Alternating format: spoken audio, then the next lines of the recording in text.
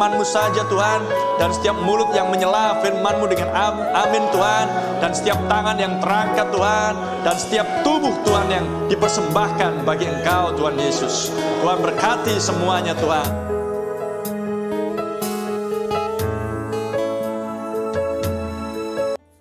Hai anak manusia, aku telah menetapkan engkau menjadi penjaga kaum Israel.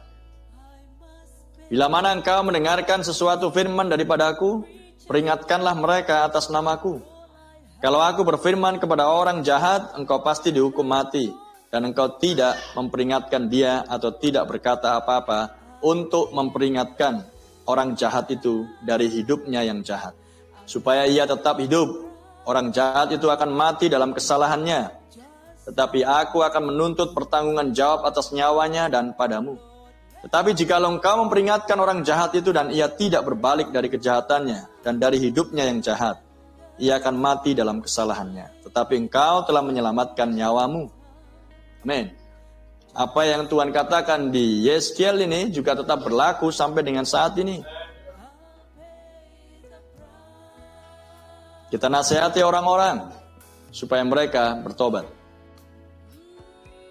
Jika itu salah, maka katakan salah. Jika itu benar, katakan benar. Sebab jikalau tidak, maka darahnya tertanggung atas kita. Untuk itulah mempelai wanita dibangkitkan adalah untuk menjadi suara terakhir bagi akhir zaman.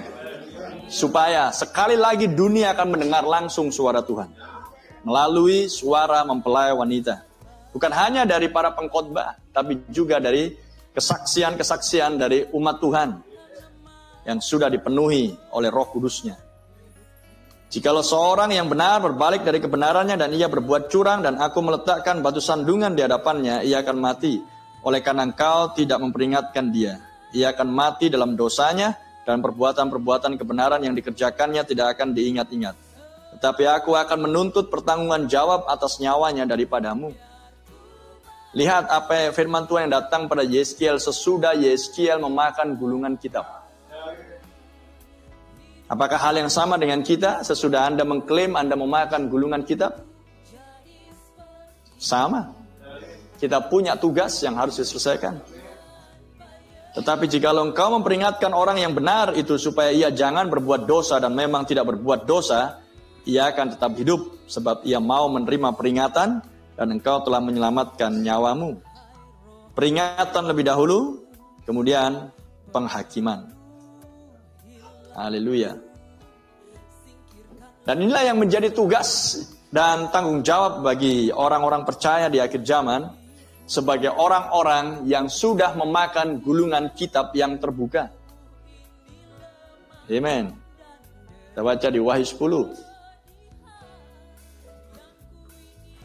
Kita baca dari ayat 7 mulai.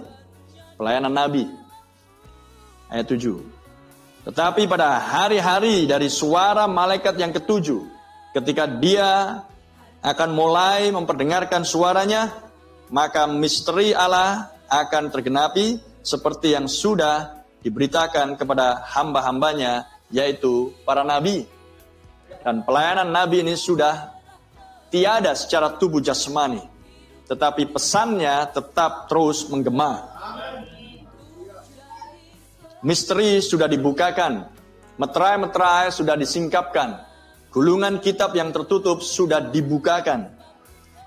Ayat 8, dan suara yang telah kudengar dari langit itu berkata pula kepadaku, katanya, pergilah, ambillah gulungan kitab yang terbuka di tangan malaikat yang berdiri di atas laut dan di atas bumi itu. Lalu aku pergi kepada malaikat itu dan meminta kepadanya supaya ia memberikan gulungan kitab itu kepadaku. Katanya kepadaku, ambillah dan makanlah dia. Ia akan membuat perutmu terasa pahit, tetapi di dalam mulutmu ia akan terasa manis seperti madu. Lalu aku mengambil kitab itu dari tangan malaikat itu dan memakannya.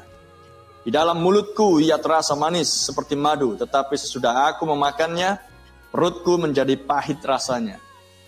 Apa yang dilakukan oleh Yeskiel sama seperti yang dilakukan oleh Yohanes. Dan Yohanes adalah perwakilan mempelai wanita di akhir zaman yang memakan gulungan kitab yang terbuka.